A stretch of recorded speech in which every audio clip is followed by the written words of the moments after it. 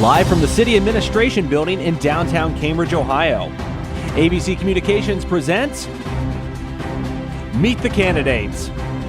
Meet the Candidates is brought to you by B&B Body Shop and Towing, King Karpet, Surgent Construction, and Milfair Linoleum and Carpet Company.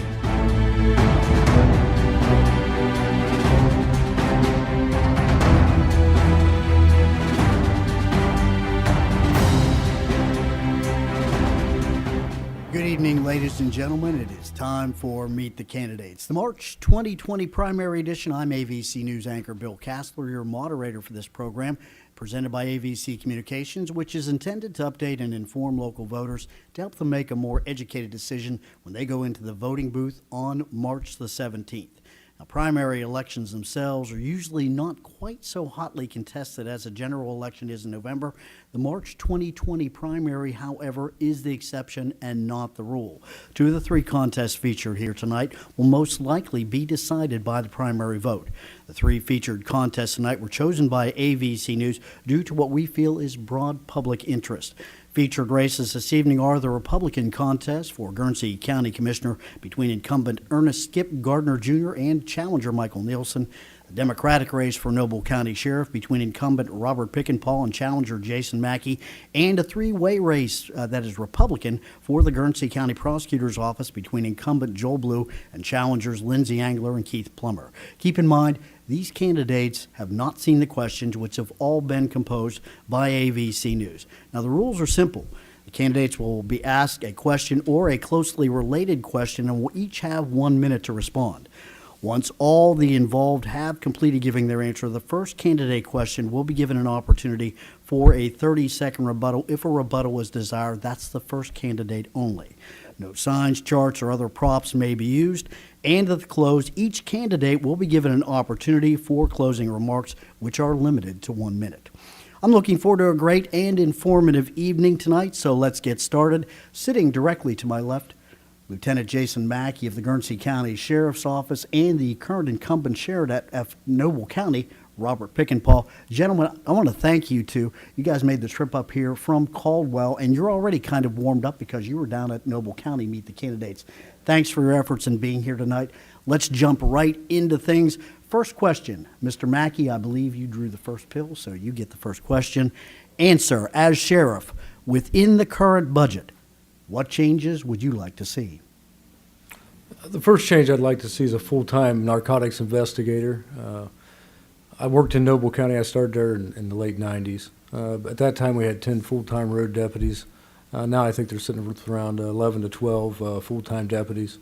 We did in 1999 appoint two detectives, and that stayed in place until recent years. So I would like to a full-time narcotics investigator as well as a full-time investigator for general cases, homicides, rapes, burglaries, serious crimes, and that's all within the budget that is currently prescribed.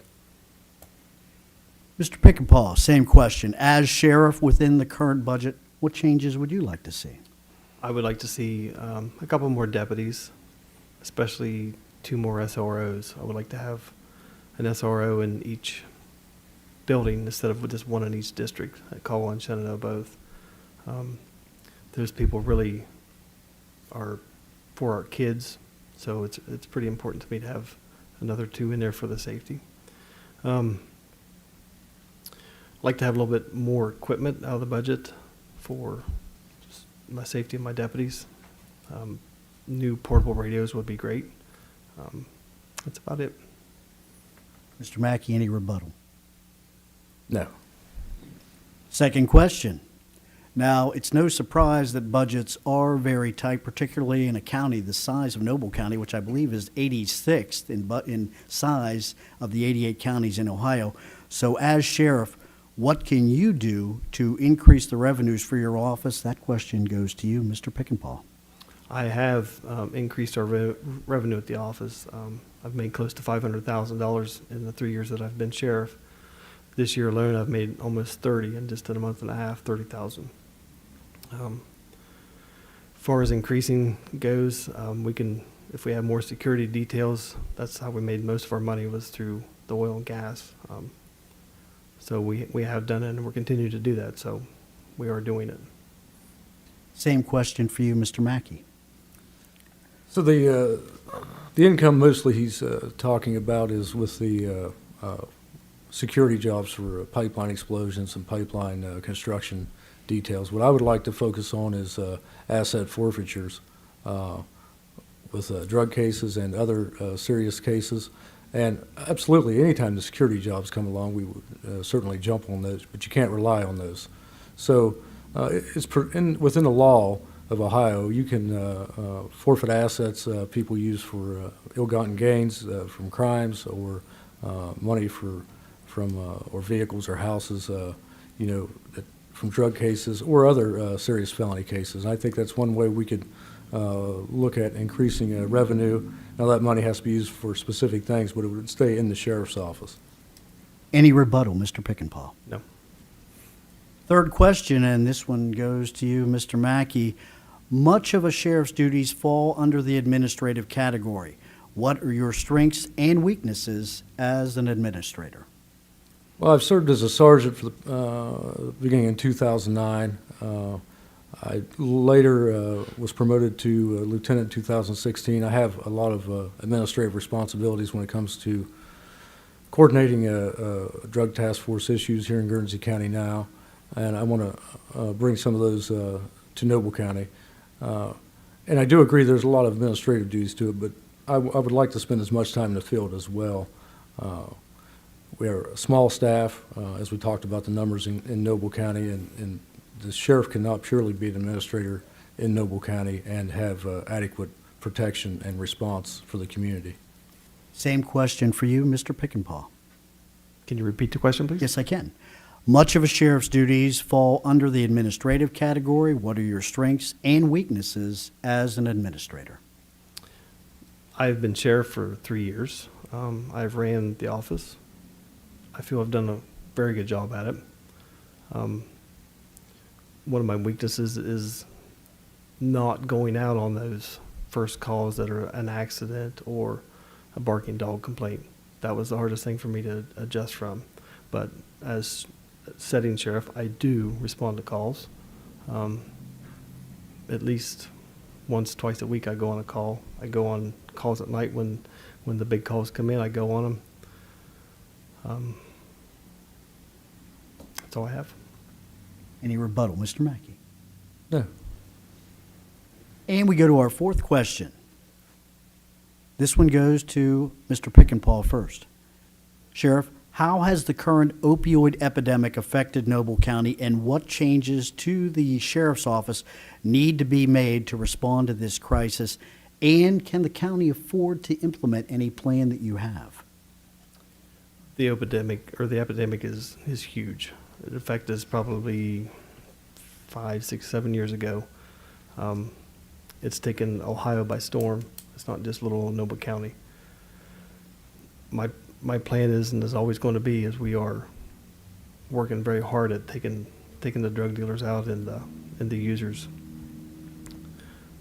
The county probably can't afford what needs to be done, which would be probably another 15 cops to do all that. We've increased our drug cases by 300% since I took over. Same question to you, Mr. Mackey. So I think the first thing we can do is, as I said earlier, we get a full-time narcotics investigator within the current staff we have. Then we need to spread out and use other resources that are available. We need to partner with other local, state, federal agencies, things we've done very well out here in Guernsey County. And these are tax dollars that people in Noble County are already spending. They're just not seeing a return on them. The state agencies and the federal are all funded by their tax dollars. I think that's a great way we can improve. We have school resource officers in the schools. I'd like to see them more involved in a drug education program. We can pound this all day long and hit all the houses we want, but we still need to deal with our youth and try to limit the number of new customers or new addicts that are coming out of our schools and out of our neighborhoods. Any rebuttal, Mr. Pickenpaw? Just I want to highlight on the SROs he's talking about. Their main job is to provide a safe place for the teachers to teach and to educate. They are not teachers. But that being said, they do talk to the kids daily, every one of them they see, about drugs. So they are doing that now. And we move on to our fifth question. This one goes to Mr. Mackey first. What skills and abilities do you bring to the position of Noble County Sheriff? Okay. So I've been a deputy sheriff since the late 90s, 1999, 98. So I've got 22 years continuous in law enforcement. Actually, I just started my 23rd year. But at any rate, throughout that time, I have handled all types of cases. Everything from misdemeanors to homicide investigations, a serial murder investigation. We have to really focus on what we're voting on in this election and what the skill set is. I bring a lot of skills to the table. I spent the last 7 years working primarily narcotics, but I've probably bought myself drugs working undercover several dozen times. I know what we need to do to bring these people to justice and the kind of cases we need to put together to achieve the sentences we need from the court system. Mr. Pickenpaw, same question. I, as your setting sheriff, I have over 20 years too. I think it's 22 years in law enforcement. I ran our office. I've done a good job at it. I've also investigated every crime from murders to rapes to everything else too. And I do help the guys with those cases, and I do go out on those cases. So I feel I'm the better qualified. Any rebuttal, Mr. Mackey? I'm not aware of any homicide investigation that Sheriff Pickenpaw here has been the lead investigator on. I worked at the sheriff's office with him for many years. I've handled many while I was there. We were both investigators at the time. I handled every homicide during the time period we worked together, and I've handled many since I've left there. Thank you. And we move on to our sixth question. This one goes to Mr. Pickenpaw. In your opinion, how strong are the relationships between the sheriff's office and other entities in the county, such as the county commissioners, the courts, other law enforcement agencies, and first responders? We don't have any other law enforcement agencies than Noble, so we'll have to scratch that one. I feel we have great relations. As far as the commissioners go, I feel I'm probably have the best relationship ever with the past two sheriffs that I knew. Every other entity we've bonded really, really well. There's not one of them that I can't work with or don't work with. As far as other law enforcement agencies, I'm thinking State Highway Patrol, Oh, perhaps, very perhaps well. other counties. Yes, very well. Okay. Same question to you, Mr. Mackey. Repeat the question, please. In your opinion, how strong are the relationships between the sheriff's office and other entities in the county, such as the county commissioners, the courts, other law enforcement agencies, and first responders? From what I've seen and the feedback I've got throughout this campaign and prior to it, I think those relationships need a lot of work. There's not a lot of people on the same page. There are relationships that aren't working. I think we could improve upon those and make them work a lot better. That's about it. Any rebuttal, Mr. Pickenpaw? Okay, we move on to our final question, and this one goes to Mr. Mackey first.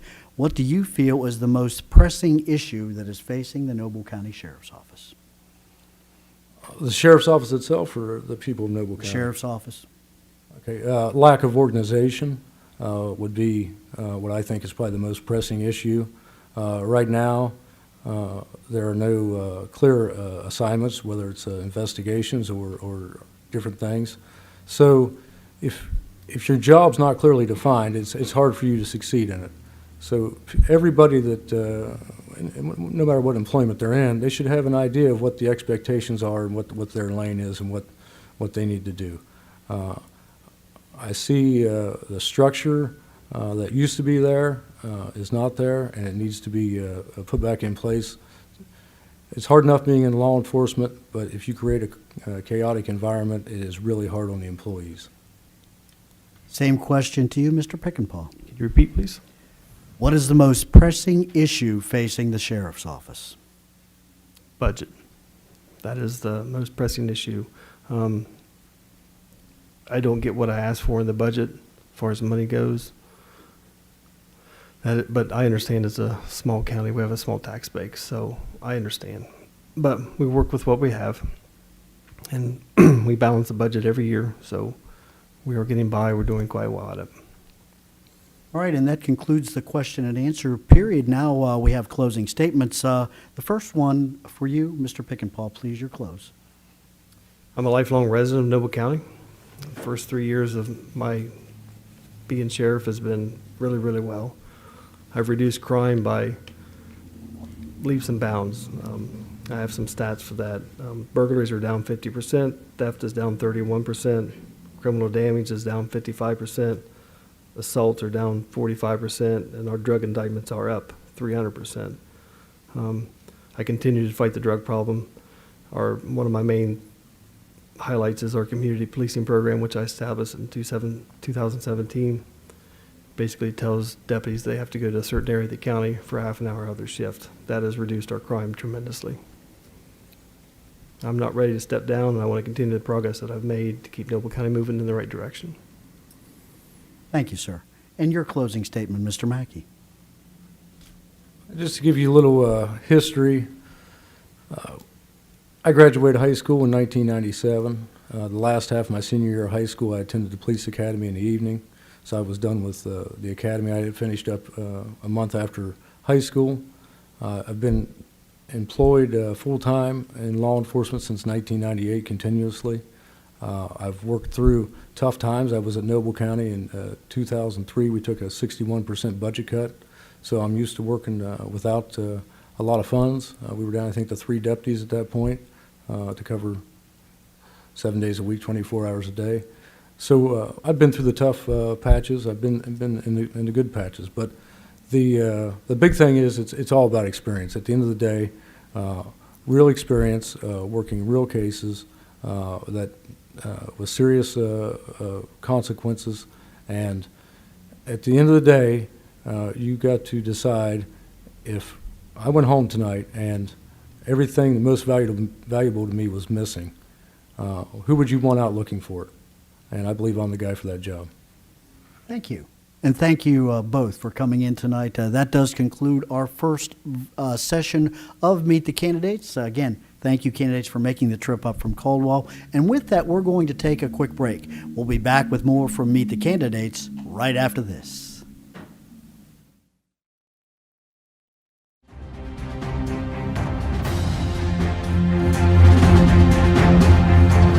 Meet the Candidates is brought to you by B&B Body Shop and Towing, King Karpet, Surgent Construction, and Milfair Linoleum and Carpet Company. Meet the Candidates will continue after this. This is Travis with B&B Body Shop and Towing. It's election time, and your vote matters. We want to thank those that have voted B&B Body Shop and Towing #1 in the area year after year. Remember, when it comes to towing or body repair, it's your car, so it's your choice. Don't be forced to use anyone else. Let B&B Body Shop and Towing on Glen Highway win your vote. We've been the #1 shop in the area since 1978.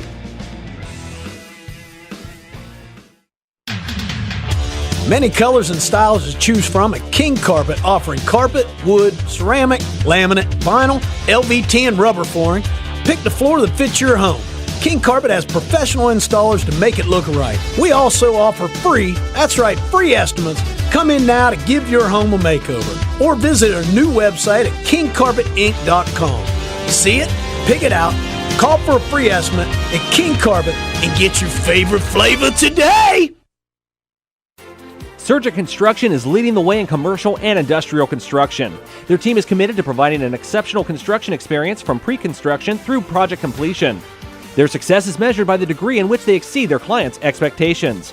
Currently, they're the contractor on the YMCA project and the new education center at Jurassic Park. That's Surgent Construction, the name you can trust. Like them on Facebook or online at surgent.construction.com. Start to finish, you'll be pleased with your experience at Milfair Linoleum and Karpet.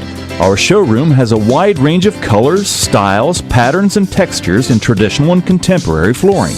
We offer decorating advice, measurements, and free estimates. We also have our own professional installers to finish the job. New flooring is more than an investment in your home, it's an investment in your comfort. I'm Brent Miller, and Milfair is a store that does more for your floor. 634 Steubenville Avenue.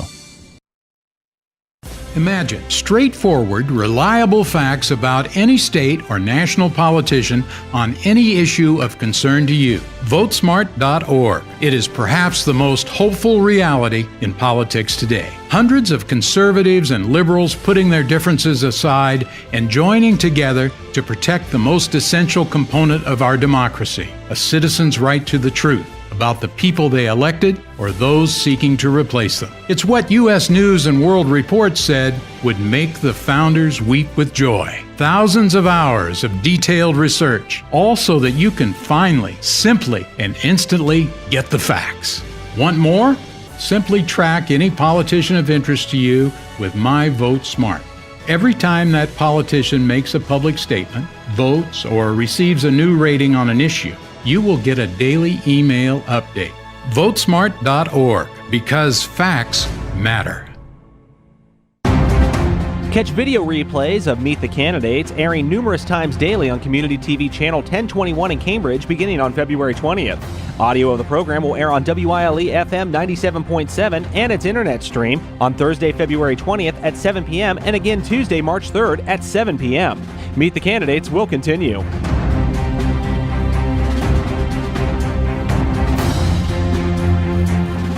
Welcome back to Meet the Candidates. Time for our second race of the evening that we feature. This one is the Republican contest for Guernsey County Commissioner between incumbent Ernest Skip Gardner Jr. and challenger Michael Nielsen.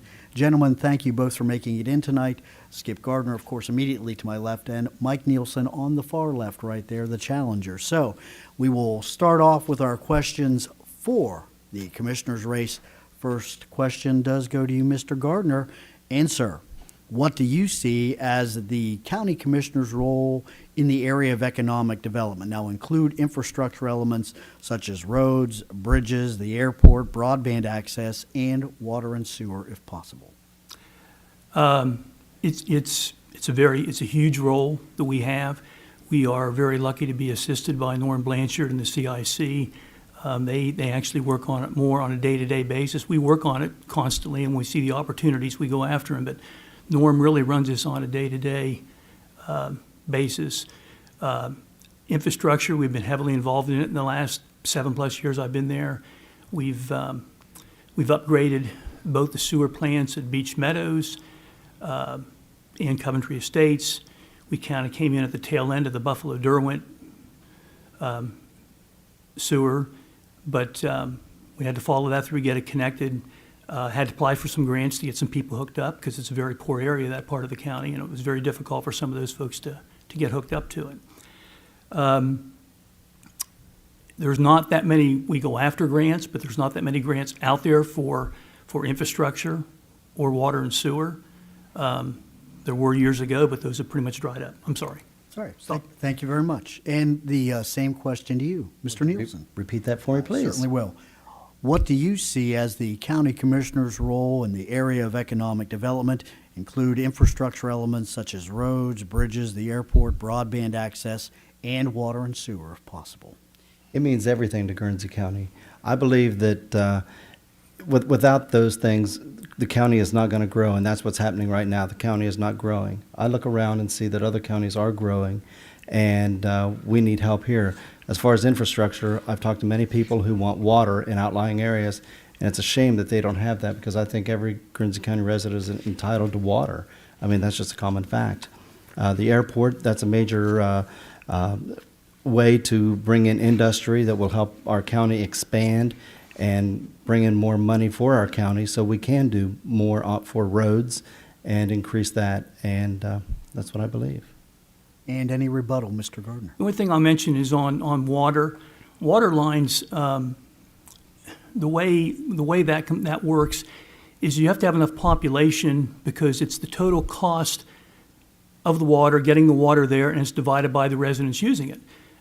We've had a lot of cost checked on different roads in this county, and it's just cost prohibitive, the cost and that. And there's no real grants out there for those. Thank you very much. Let's move on to our second question. This goes first to Mr. Nielsen. Now, overcrowding is a major problem in the Guernsey County Jail. What solutions to this problem do you propose, and how do you plan to pay for that solution? It is a major problem. I don't blame the judges or the law enforcement. They go out, they arrest these people, they put them in. It's a revolving door down there. It's because there's no room to put these people. I know that talking with certain people that there is an available grant coming up that will be beneficial to our county if we go after it, and we have to go after it. I know our county does currently not have a grant writer, which I'm amazed at, and that's going to be one of the main things I get is a county grant writer. There are grants available, and we don't get those too often. I'm not too often, I shouldn't say that, but there's more there that we can get if we had a county grant writer. And I'm going to help everything I can to get a jail expansion going on and assist in every part of that. Thank you. Same question to you, Mr. Gardner. We have applied for a $2.5 million grant for jail expansion. It's currently in the legislature, whether it passes or not.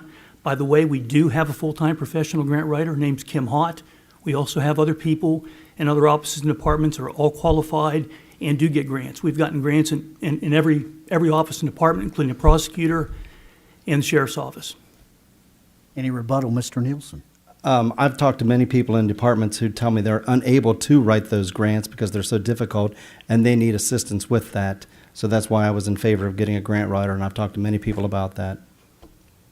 Thank you. Let's move on to our third question. This one first goes to Mr. Gardner. What, in your opinion, is the most pressing issue facing the county? And as a commissioner, what are you going to do about it? It's the drug issues because it affects everything. It affects the courts, affects the sheriff's office, prosecutor's office, and between the courts and law enforcement, that's 2/3 of our budget.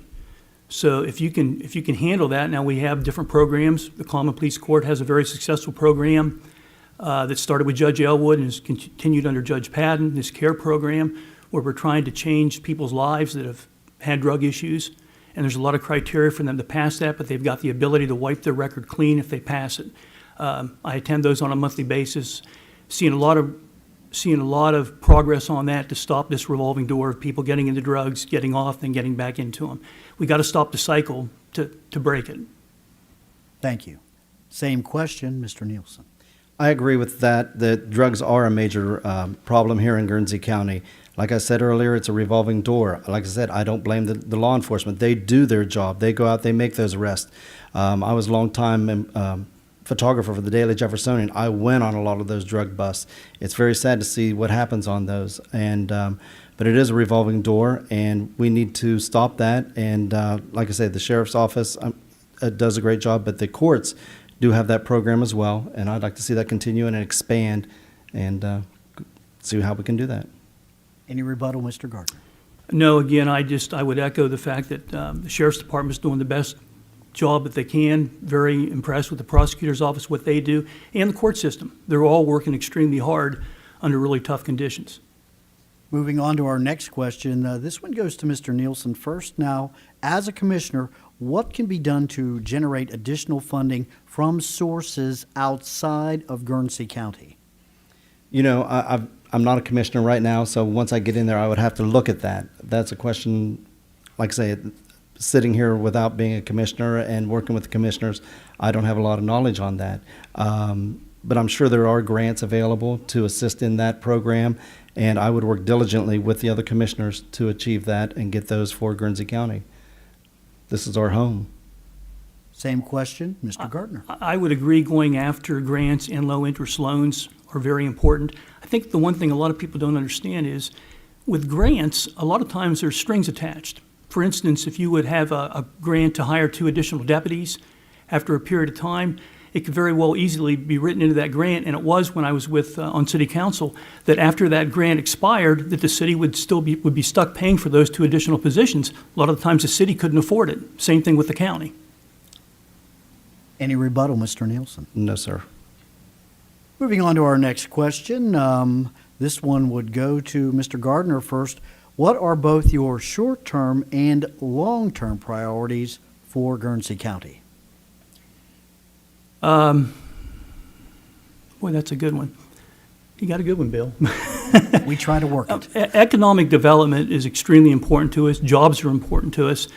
But it's not like it used to be, because it used to be, quite frankly, everybody said we had a ready and willing workforce. We don't have that anymore. We have a lot of people, we do have people that want to work. We have a lot of people that don't have the skills for the jobs that are out there. So training, there's got to be a lot more job training now. The same thing being said, Zane State came in here for that particular reason.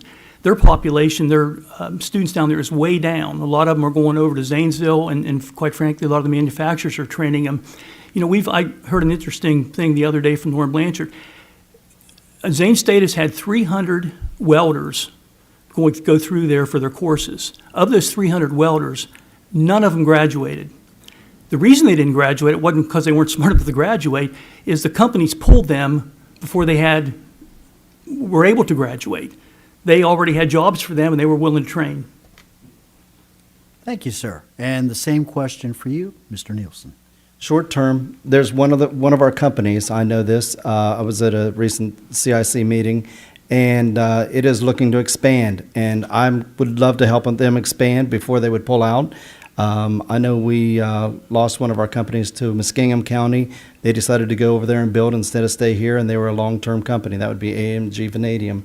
And I would like to see this other company stay here. That would be my short-term goal, to make sure they do stay here.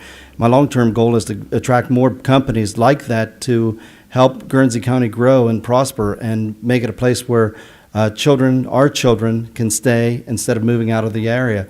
Too many times that happens. They grow up, they move out. Want to give them something to stay here for. Any rebuttal, Mr. Gardner? The reason Vanadium moved out is, quite frankly, they couldn't find a large enough of enough site to expand, and the aerospace of the airport actually interfered with that. So that was just one of those things that happened. We didn't want to lose them, but we were happy we still have their headquarters here, and we're happy for Muskingum County that way too. We would have loved to have had them here, but we just didn't have what they needed. All right, thank you. Next question, moving on to our next question. This one goes to Mr. Nielsen first. A little different. What expenditure in the county budget do you feel needs to be cut or reduced, and why? Wow, cut or reduced? I don't see any of them needing cut. In all honesty, everybody's doing the most they can with the limited budget we have.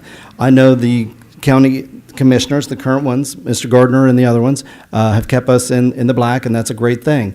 The only thing I would like to see is maybe once I got in there, see how I can shift those to better assist the Sheriff's Department. I just don't think it's fair that the Guernsey County Sheriff's Department has 2 deputies out at night. One's in one end of the county, the other's in the other end of the county. They get into a verbal, an altercation with a criminal, and it takes the other one forever to get there. As I said earlier, I was with the newspaper, and I went out on those calls, and it was pretty bad when one deputy was trying to handle a combative criminal, and I saw that firsthand, and it's not right. That's where I'd like to see if I can shift those into that position to help. Same question for you, Mr. Gardner. I, like Mike, do not see anywhere that we could cut. Obviously, if we ran into a situation where we had to cut, we would have to find some places to cut. I'd love to see some more deputies. Budget restraints keep us from that since I went into office. And I want to say we, because no commissioner does anything by themselves. It takes 3 of us to do it. We have upgraded a lot of the equipment. We got them body cam cameras, which, by the way, we got by another grant. We have upgraded their weapons.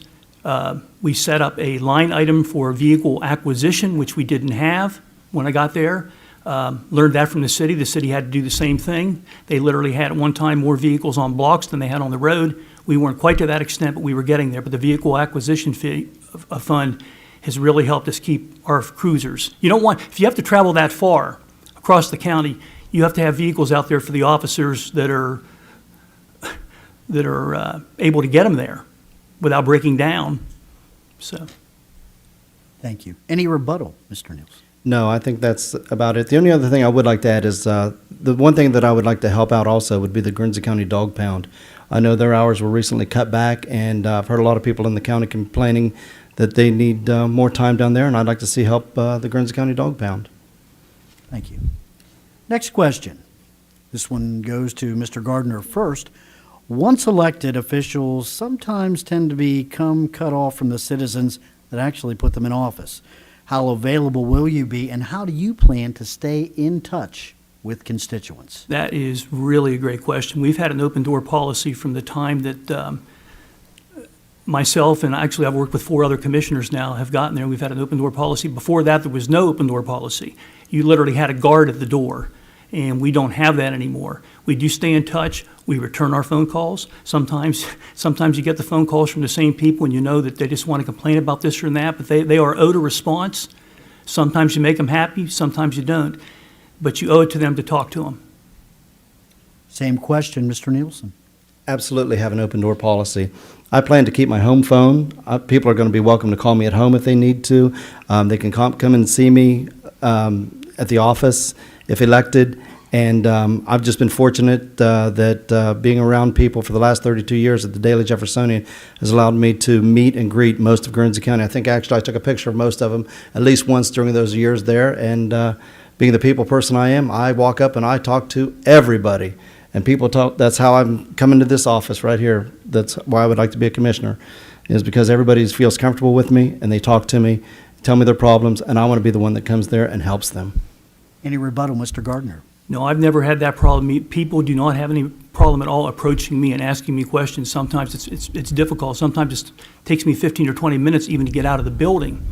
But that's part of the position. That's what you do. You're there for the resident. That's the only reason you're there. You're there because you're a public servant. Thank you. All right, next question. This one first goes to Mr. Nielsen. What is the single biggest issue that prompted you to run for commissioner? Being around the county, as I said, with the newspaper, I got to go to attend meeting after meeting after meeting after meeting, hearing people what they want. And like I said, I loved my job at the Daily Jeffersonian, but I knew there was the county needed help, and I wanted to be the one to come in here and help them and see it grow and prosper. And I look around me at other counties, and they are growing and prospering, and we're not. And I want to be that guy that goes out there and sells Guernsey County. The people person I am, the salesman that I am, I can sell Guernsey County, make it a better place for everyone. Same question for you, Mr. Gardner. You know, that's interesting. I ran a little over 7 years ago for my first term, and probably was running for the same reason that Mike is. I didn't think the other guy was doing the job he could be doing, and got in here, and I think we've made a lot of progress. I see a lot of things now. I look back at him, and I can understand why he felt the way he felt.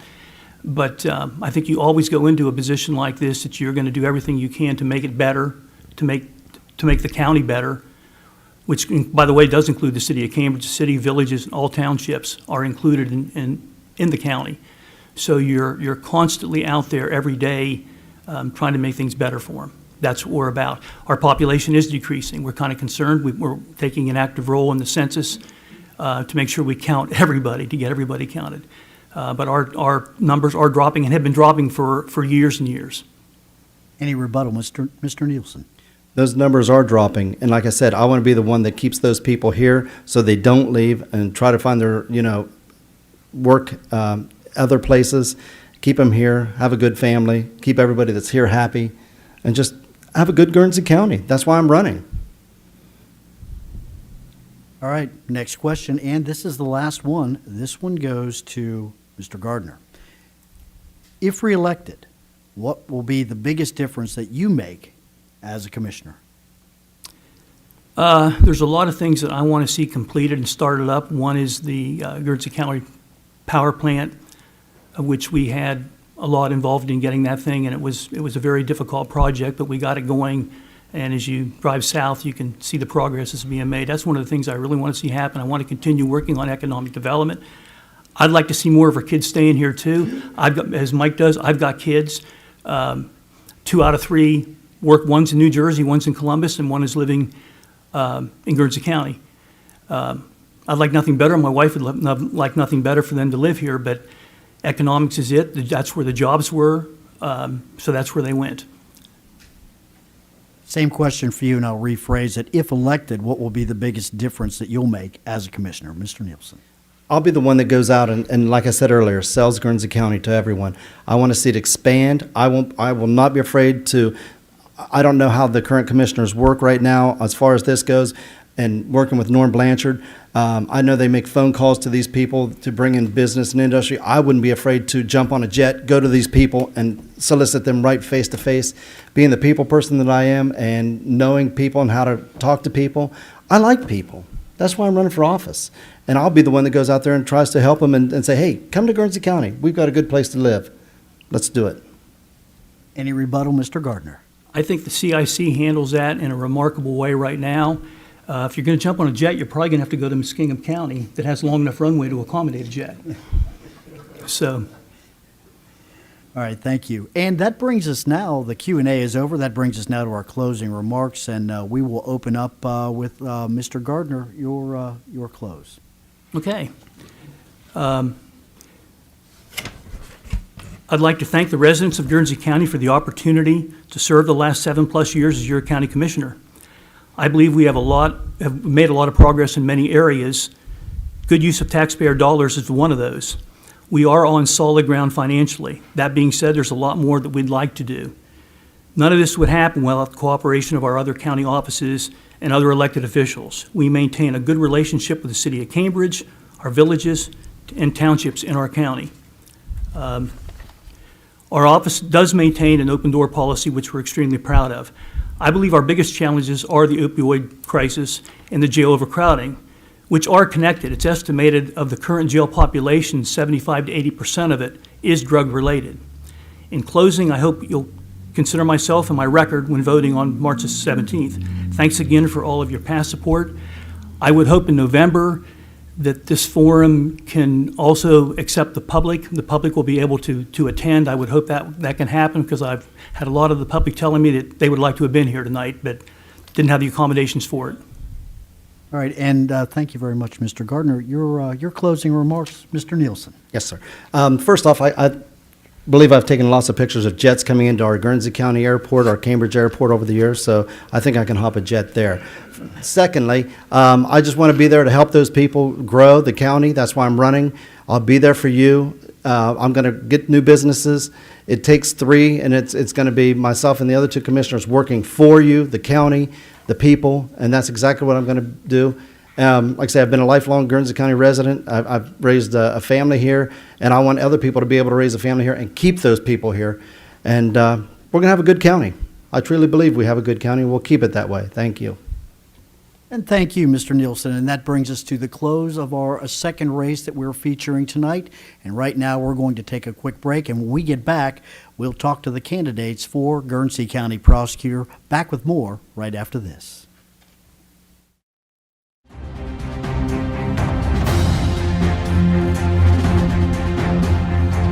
Meet the Candidates is brought to you by B&B Body Shop and Towing, King Karpet, Surgent Construction, and Milfair Linoleum and Carpet Company. Meet the Candidates will continue after this. This is Travis with B&B Body Shop and Towing. It's election time, and your vote matters. We want to thank those that have voted B&B Body Shop and Towing #1 in the area year after year. Remember, when it comes to towing or body repair, it's your car, so it's your choice. Don't be forced to use anyone else. Let B&B Body Shop and Towing on Glen Highway win your vote. We've been the #1 shop in the area since 1978.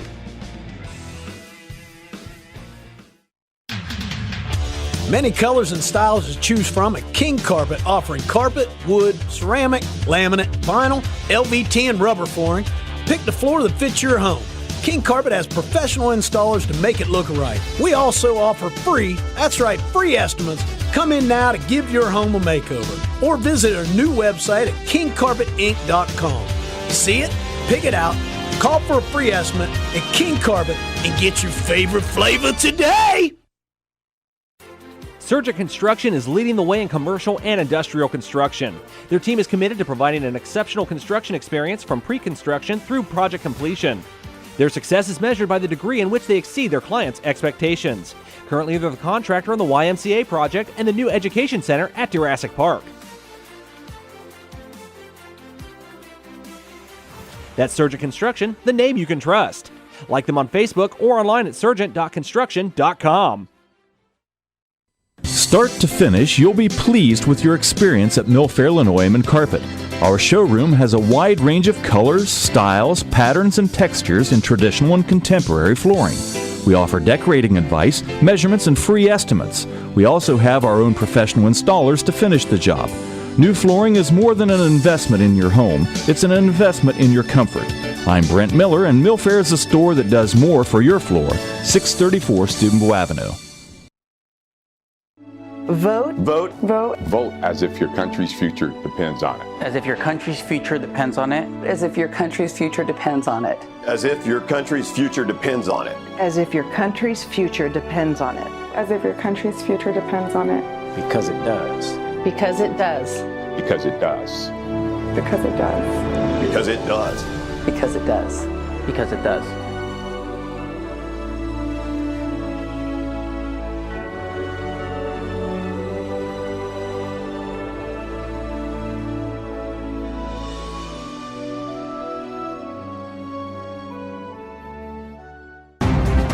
Catch video replays of Meet the Candidates airing numerous times daily on Community TV Channel 1021 in Cambridge beginning on February 20th.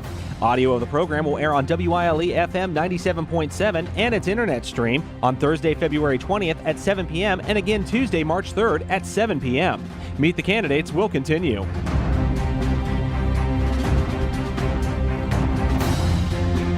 We are back at Meet the Candidates. Time for our third and final session, this one featuring the Republican primary race for Guernsey County Prosecutor. Three candidates running for that office: the incumbent Joel Blue, who is directly to my left, Keith Plummer, former prosecutor, who is directly to Mr. Blue's left, and former assistant prosecutor Lindsay Angler, who is on the far left. Candidates, welcome and thank you for taking the time and trouble to come to tonight's Meet the Candidates session. We'll start first question now, and that one goes first to Mr. Blue. People identify candidates with their campaign slogans. Lindsay Angler's smart, strong, experienced leadership, Keith Plummer's restore order, and Joel Blue's the office with the strongest record. Please explain the basis of your particular slogan. Thank you. 3 years have gone by very quickly, and I'm really proud of what my office has been able to accomplish in those 3 years. Even though crime trends down, according to the FBI, we've indicted more cases than any other office. In fact, I increased indictments 57%. That's from the previous administration, do about an average of 425 per year. I increased tax foreclosures 800%. I brought in over $7.5 million. And I brought CSEA back in, which is Child Support Enforcement, and won 2 awards, not only for our increased filings, but for our increased collections. I was also able to take the budget, transitioning from a part-time office to a full-time office, and reduce the overall costs. Costs are the expenses and the revenue combined by 8%. Thank you. Next, Mr. Plummer, your answer to that same question. Our campaign theme is Restore Order to Guernsey County. And what I mean by that is I believe we need a prosecutor who is prepared and willing to try serious felony cases.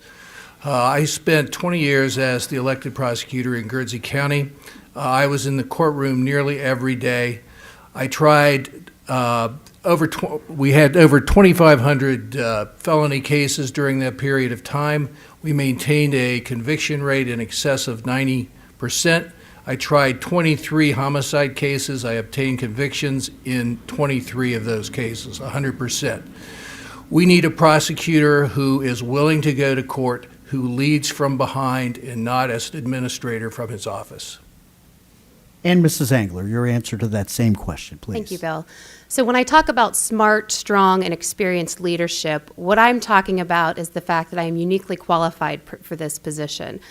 Neither of the other candidates have the experience as both a defense attorney and also as a prosecutor, but I have both. I'm also the only candidate that is currently certified to handle death penalty cases in Guernsey County. And so what that means is that the Ohio Supreme Court has taken a look at my credentials and my trial experience as well as my education, and they have determined that I am capable to handle those types of cases. And I'm also the only candidate that even within the last 10 years has had death penalty cases and trials here in Guernsey County.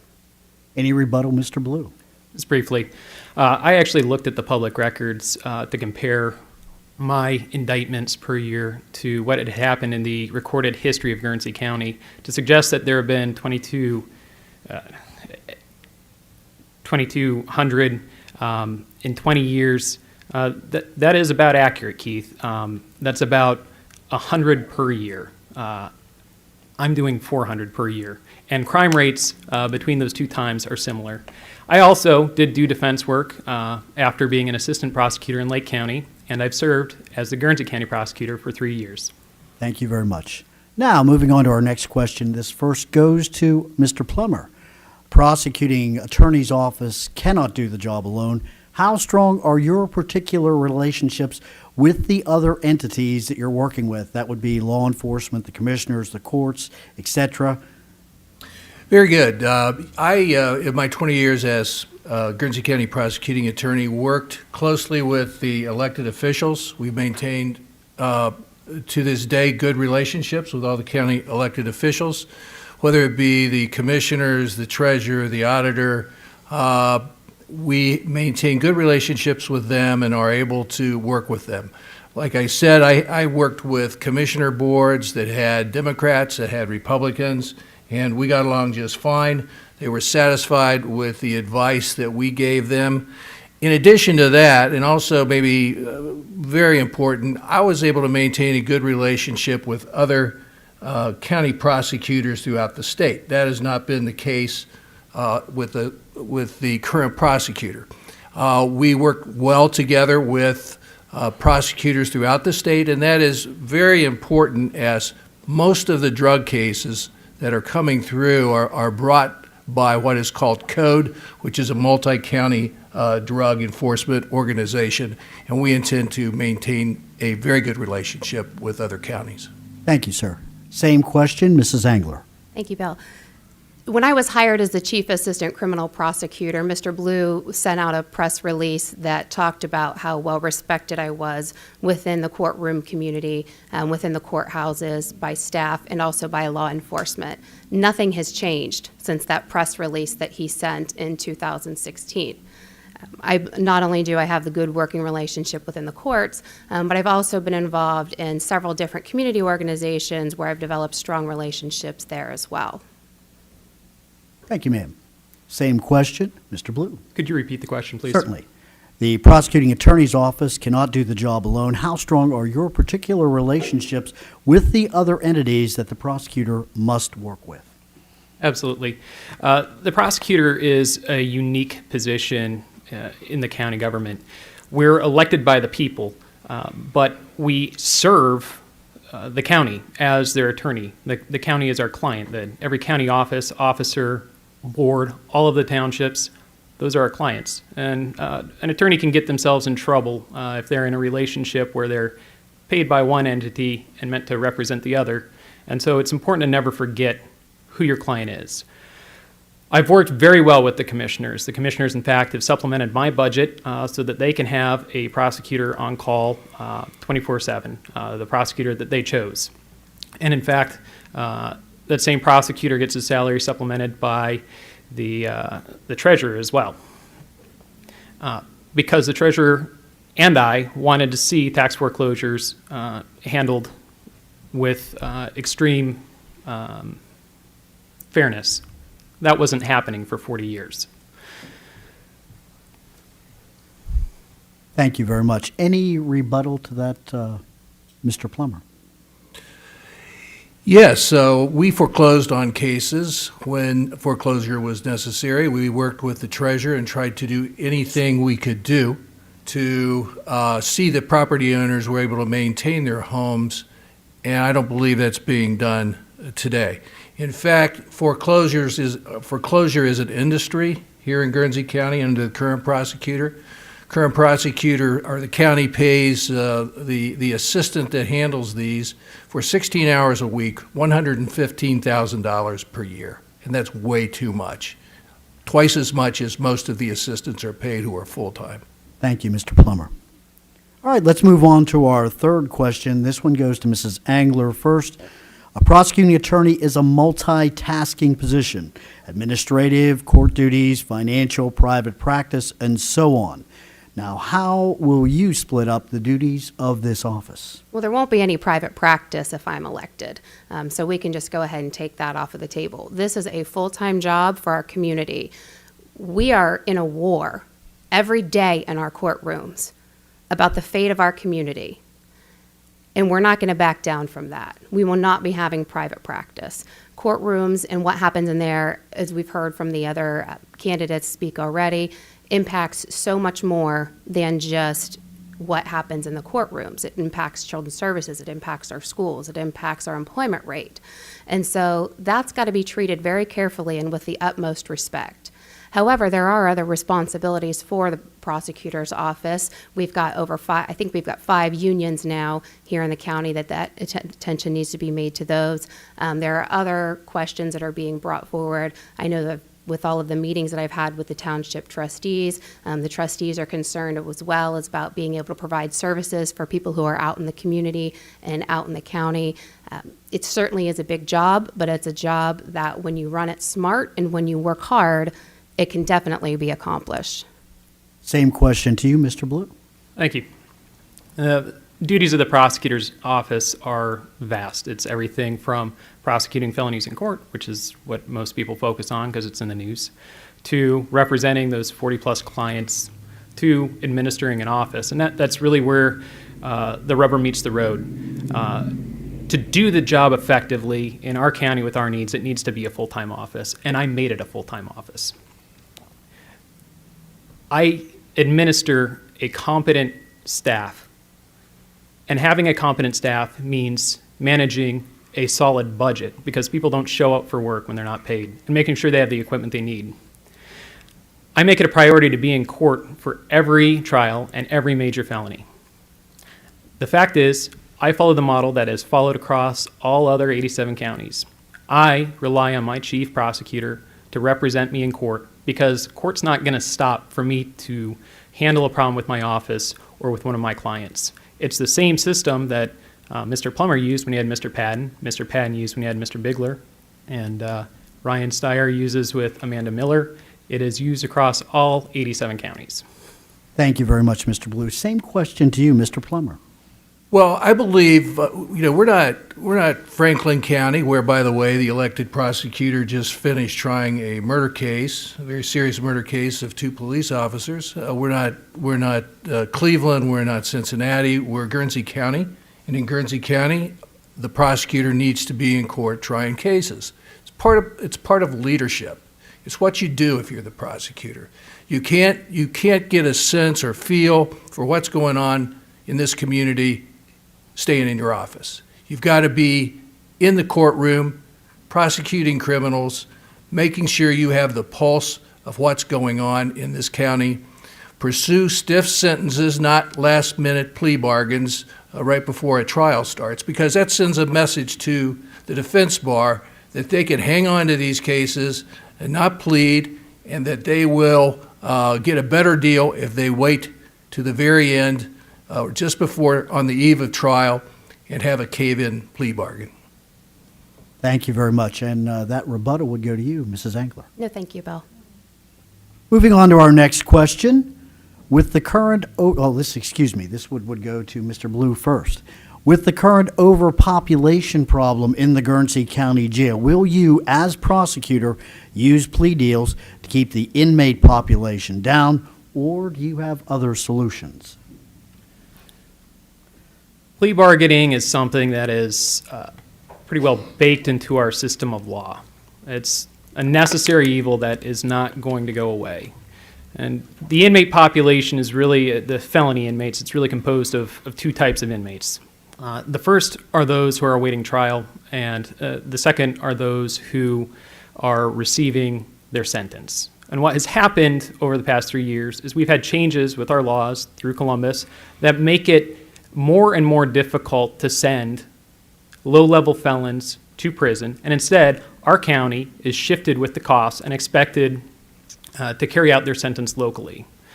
So I don't think it's truly a matter of plea bargaining. I think it's a matter of basically our current system of laws, which needs to change. I've researched this issue extensively. I've worked with the Attorney General and the Ohio Prosecuting Attorneys Association on it. I've attempted to do what I can to bring attention through the media. And regarding overpopulation, I continue to work with the commissioners and the sheriff, not only for additional funding, but also for policies in order to keep the officers working there safe. Thank you. Same question, Mr. Plummer. Thank you, Bill. In 2019, there were 447 cases indicted. Of those, 280 are still pending.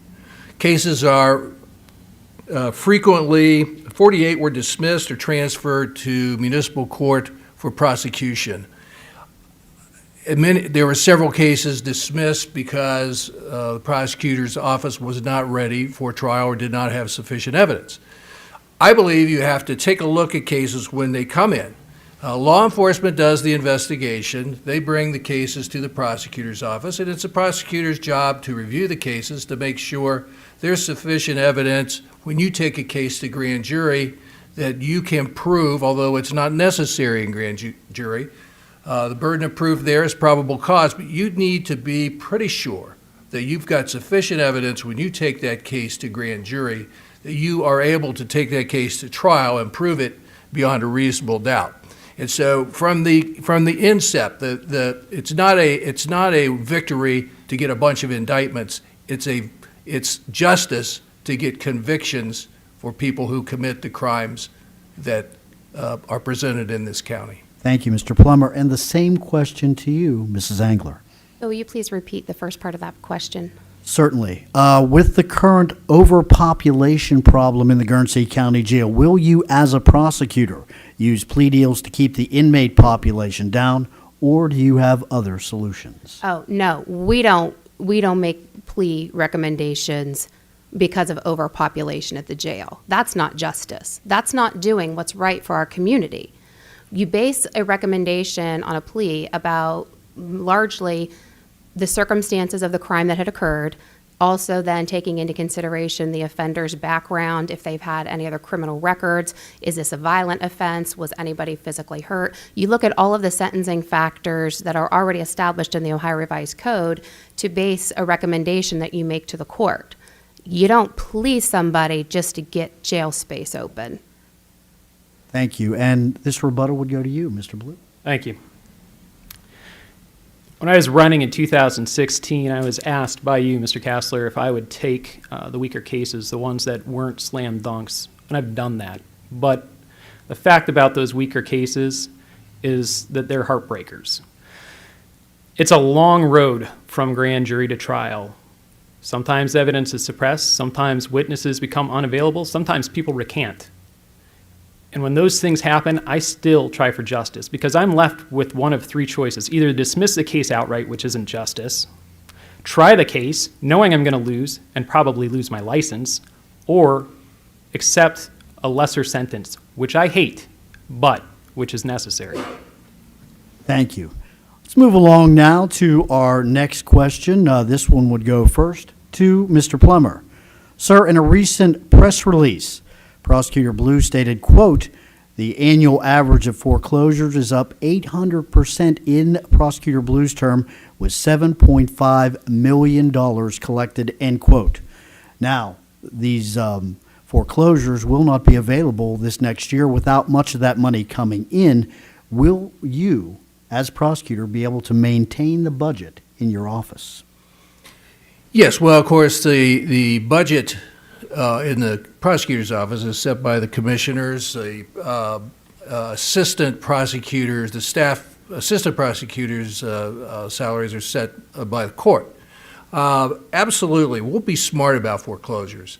Let me tell you, in 2017, of the first 46 foreclosures that were filed, 17 of them, nobody bid on the property. And the county spent thousands and thousands of dollars, and that's what we're seeing. We're spending dollars to chase dimes. What we will do is foreclose smarter. We'll look at properties where the owner has been given every chance to pay their taxes. And if foreclosure is necessary, we're going to look to see if the county can get back the money that they have spent. Right now, that's not happening. And too many cases are going to the land bank, which generate no revenue. Too many cases are too many lands are going to the CDC, which does not generate money for Guernsey. Thank you, sir. And that same question would go to you, Mrs. Angler. Thank you. If $7.5 million is truly being collected and added into our county budget, then I have to question, where is it? Where is it gone? Why are we still having issues at our jail? Why do we only have 2 deputies on? Why? I've been to over 1,800 houses campaigning door to door since I've started this race, and some of those back road houses, this is unbelievable. People's driveways are better maintained than their roadways are. And so if that's really a real number, and we're not just talking about play money, then we shouldn't be having those issues. So when you say about $7.5 million actually being collected, and you're concerned that maybe that's not going to be the case, I would challenge back with, I don't think it's really there in the first place, Bill. Thank you. And the same question to you, Mr. Blue. Sure. That's a number that is readily available through public record. It is an aggregate of 3 years. 7.5 million is the delinquent property taxes, which is actually a public records request Mr. Plummer made recently. What he did not request was the delinquent trailer taxes, as well as, to bring up another point that he had brought up, the costs. We charge $900 back on every single foreclosure to cover the costs of the foreclosure. And the reason that $7.5 million over 3 years has not really made much of a dent is because we've had budget shortfalls every year of several $1 million. Thank you. And Mr. Plummer, this rebuttal belongs to you. Well, I think, again, I go back to the fact we have to be smart about how we spend our money in this county. We don't have a lot. We're a small county. We're a large county geographically, population-wise. We're a small county. So we have to pinpoint when we're going to foreclose and against whom we're going to foreclose, and make sure the county gets its money back. Right now, about 40% of the cases of the foreclosures aren't, when they go to sheriff's sale, aren't even being bid on. That's a complete waste of county money, in my view, and we can do much better. Thank you, sir. Let's move on to our next question. This goes to Mrs. Angler. Numbers released by the incumbent prosecutor do show a dramatic rise in funds coming into the county in the last 3 years from the prosecutor's office. Examples of this would include $7.5 million in foreclosures and $21 million in delinquent child support. Now, if elected, will you continue those programs and policies that have put millions back into the county coffers? Please explain. Well, anybody who's ever had to pay child support or receives child support understands that that's not money that's being collected for the county. That is money that is owed to parents to help raise their children. And so while I do think that there have been improvements in the filings of those cases, and I do believe that there have been improvements with the filing of the foreclosure cases, I go back to the fact that this isn't really money that's coming back for the Guernsey County taxpayers. There's a 2% interest or 2% poundage, they call it, with child support that goes to the state of Ohio. So $22 million is money for parents. It's not money for our roads. It's not money for our law enforcement. It's not money for our schools. It's money for parents to raise their children. Thank you. Same question to you, Mr. Blue.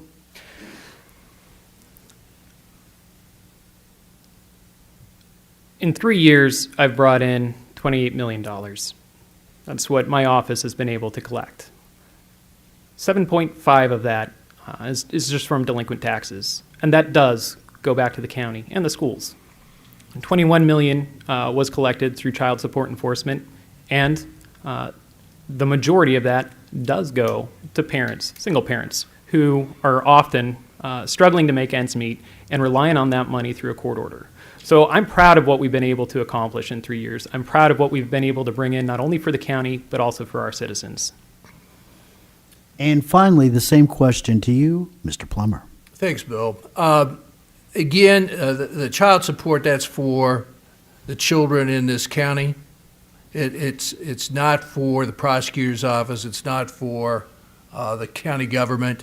It goes to our children here, people who pay or receive child support. I think it's just sort of inappropriate to be taking credit for that.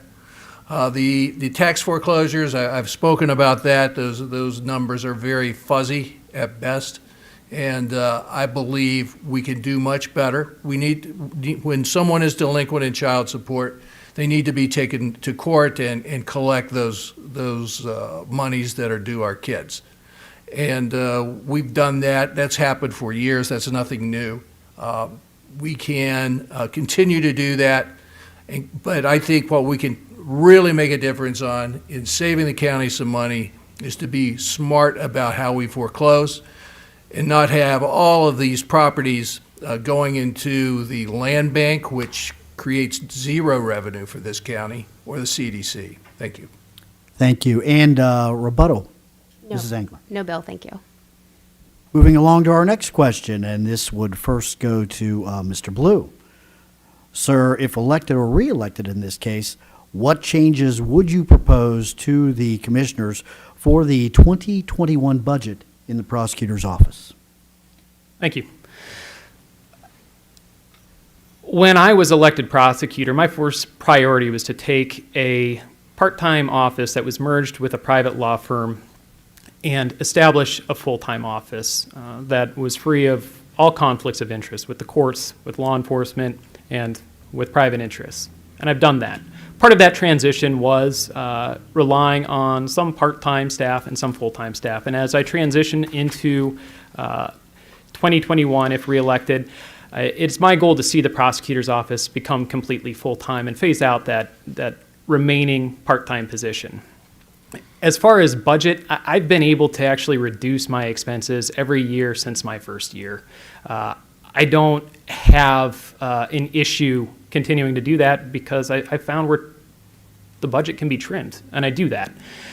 One thing that does need to be done with the new office, and I'm thankful that Terry Dankovic, our clerk of court, was able to obtain a building for her office and myself right down on Dewey Avenue,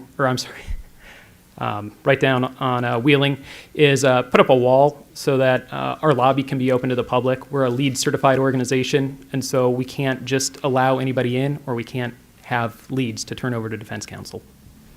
Same question to you, Mr. Plummer. Could you repeat the question, please? Certainly. If elected, what changes would you propose to the commissioners for the 2021 budget in the prosecutor's office?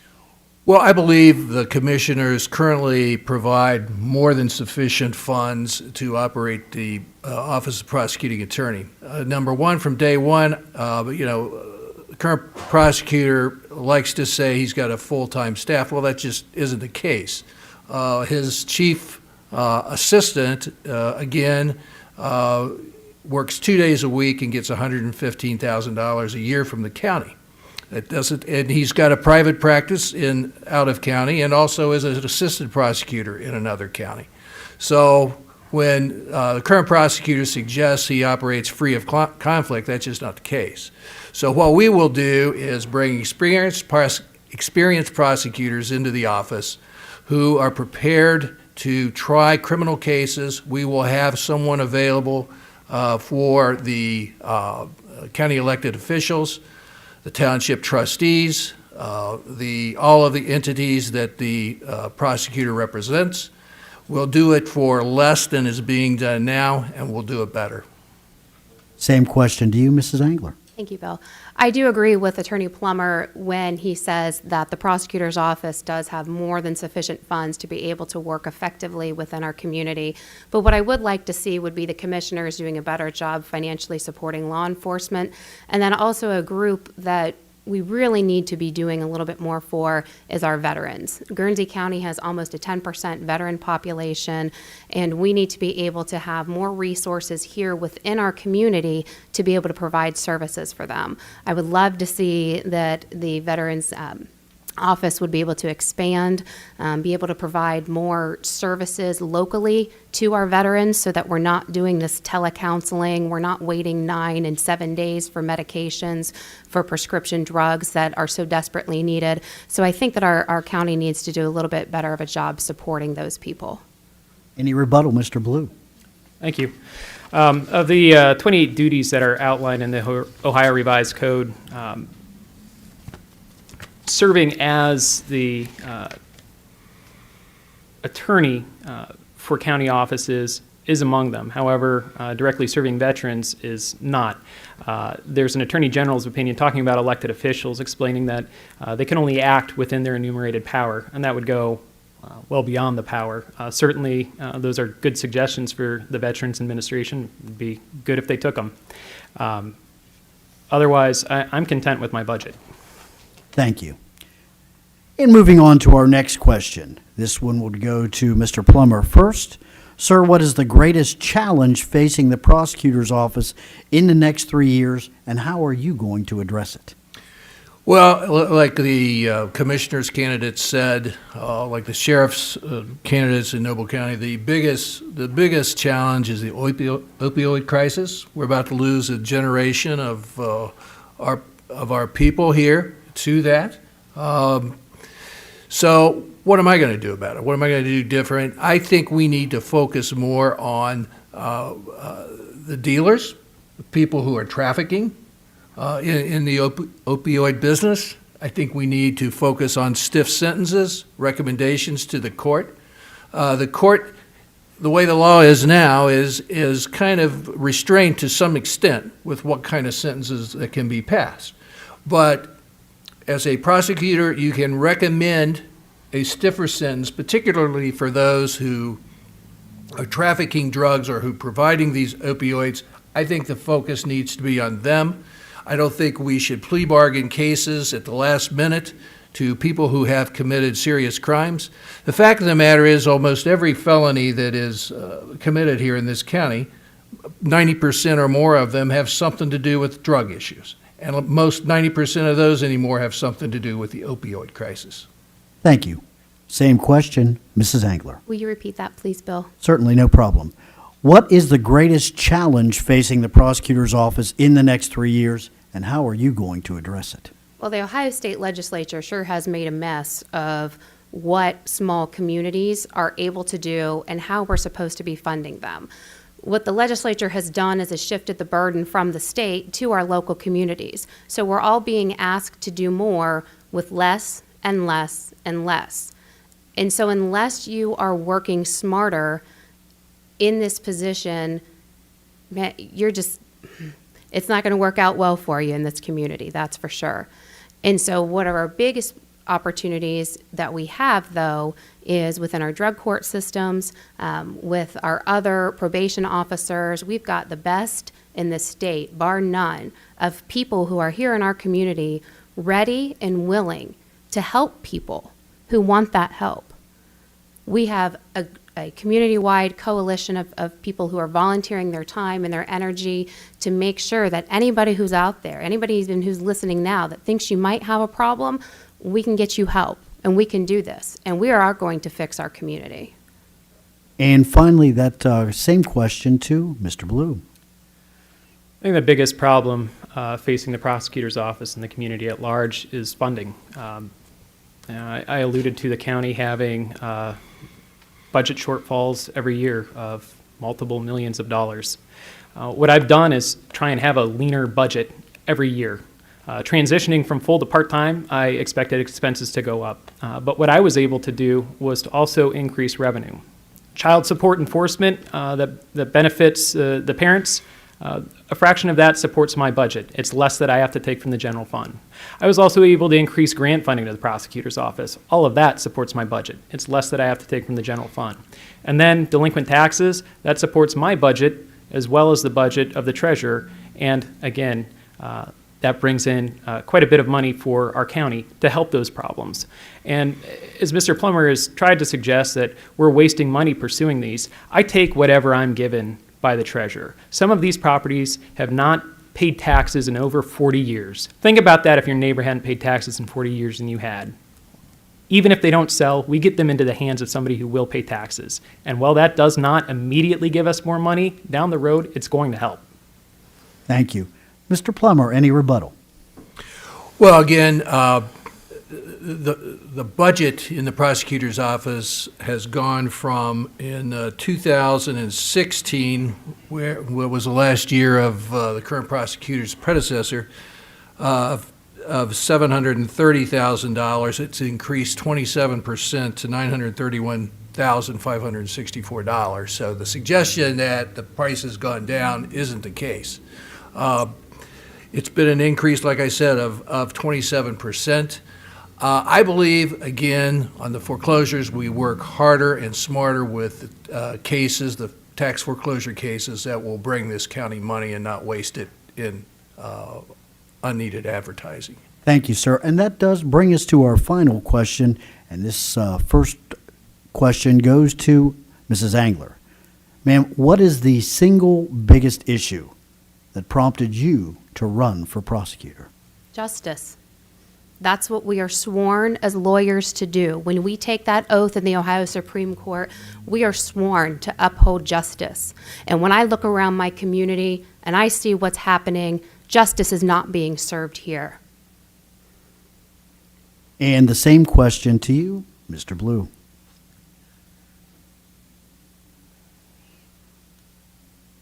I thought long and hard about running for prosecutor when I was first asked. It wasn't something that I necessarily aspired to or was on my radar. But after talking to my wife and some of my close friends and confidants, we felt that it was needed. We've come a long way in 3 years. And so when the decision arose again whether or not I would run for re-election, I did the same thing. I talked to my wife and my friends. It wasn't a decision that was just made because I'm holding the office and because I want to continue what I'm doing. It was a decision made because I look at what we've done in the 3 years and I'm proud.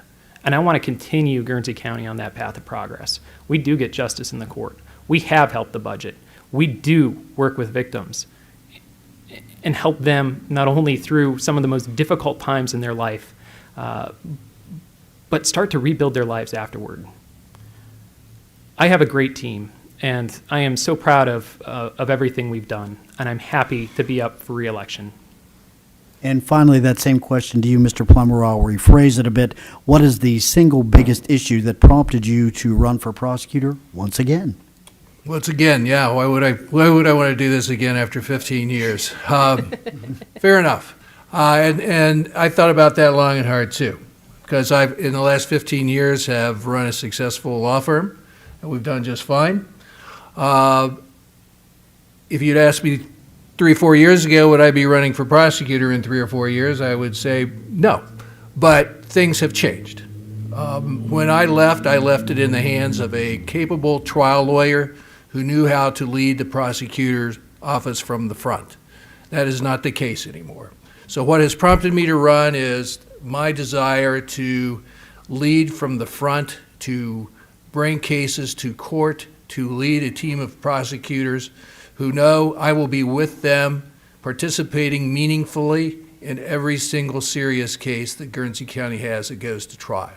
So that was the major reason, Bill, that I have decided to run. And I've enjoyed this campaign. It's been invigorating. I'm energized. I can't wait to get to work. Thank you. And the final rebuttal belongs to you, Mrs. Angler. Thank you, Bill. When Attorney Blue says that justice is happening in our courtrooms, I guess what I could say to him, because he didn't know, because he wasn't there, is that just today we had another felony case dismissed. Just today in municipal court, we had an assistant prosecutor being chastised for not being prepared to handle a preliminary hearing, which was a charge that involved a felony in the first-degree amount of fentanyl. This person had enough fentanyl on them to be able to kill thousands of people. And for the assistant prosecutor to not be prepared for that case is shameful. We had a case that was dismissed last week because of a double jeopardy violation. People in our community are not being well protected. Our law enforcement's doing the best that they can. But when you've got shortcomings in the courtroom, that's not justice. Thank you. And that does conclude our Q&A. Candidates, we do have the final closing remarks, and the first closing remarks would go to the incumbent, Mr. Blue. Thank you. It's been an honor to serve as your Guernsey County prosecuting attorney these last 3 years. Watching this election unfold, I can see the desire to try and judge matters with a hindsight bias, to play backseat prosecutor, to speculate about how great things would be. But the difference between me and everybody else running is I am the Guernsey County prosecuting attorney. I'm in the trenches every day. I am making those hard decisions every day. I took a part-time office and converted it to a full-time office because that was the need of our county. And I reduced the costs by 8%. I increased not only our tax foreclosures, but also our criminal indictments. And I've maintained a conviction rate of 94%. This election is about the old way versus the new way. There are people who like the old way and they want it to go back to that. March 17th, I'm asking for your vote. I'm asking for your vote to tell the Good Old Boys Club that we're done with the old way. Thank you. And your closing remarks, Mr. Plummer. Thank you, Bill. Thank you, AVC, for having this. City of Cambridge Police Department, thank you for opening up this beautiful facility for this Meet the Candidates night. It's appreciated. My wife, Carrie, and I have been lived here in Guernsey County for the last 38 years. We've seen tough years. We've seen better years. We've seen the oil and gas rush. We've seen recession. During all of those years, we always prioritized a service to our community.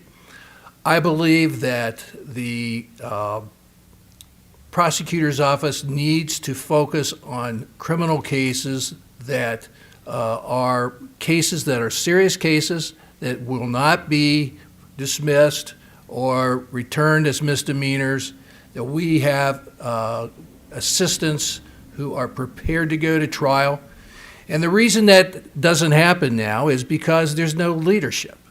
The leadership is lacking because the leadership does not go to trial, does not try cases, does not take these tough cases to court and argue them before a jury of our peers. Thank you. And thank you for the opportunity to be here this evening.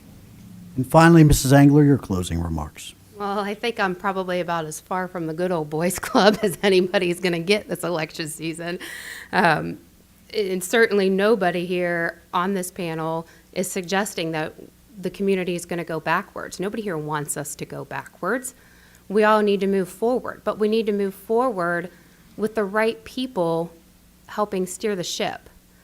And if you don't have a strong, competent person guiding what's happening in this community, it's just going to fall apart.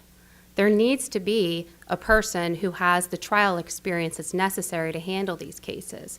You can't sit in an office and be afraid of a trial. You can't be afraid to cross-examine people. You can't be afraid of the tough cases. And that's simply what's happening here. I've never been a person who's shied away from a challenge. I'm a hard worker. As I've said before, I've knocked on over 1,800 doors, Guernsey County, so far, and I'm not done yet. And I'm not going to quit because I don't quit. Thank you, Mrs. Engler. And that concludes this session of Meet the Candidates. I want to thank you all for coming in tonight. That is going to do it for tonight's edition of Meet the Candidates. I want to thank everyone who came in, who's running for office, who took the time to be with us this evening to present their ideas and their points of view. Keep in mind, Meet the Candidates video will air live on yourradioplace.com, on our YRP YouTube channel, and our Facebook page. This program is also available for on-demand viewing through the election on March 17th. The video of the program will also air numerous times daily on YRP TV Spectrum Cable Channel 1021. That'll start February 20th. Audio of the program will air on WYLE FM 97.7 and its internet stream on Thursday, February the 20th, and once again, that's at 7 p.m., and once again on Tuesday, March 3rd at 7 p.m. Please do not forget to make your voice heard. Get out and vote on March 17th. To everybody out there, have a great night.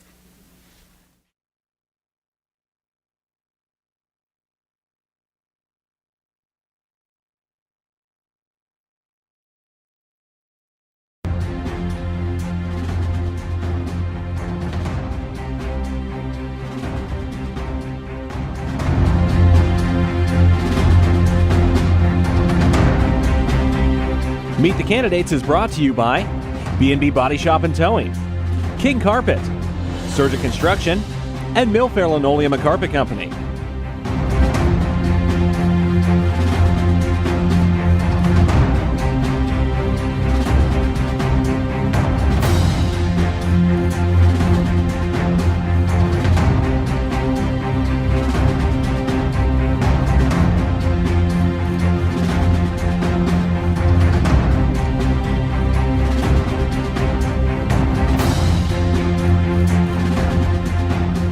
Meet the Candidates has been a presentation of ABC Communications.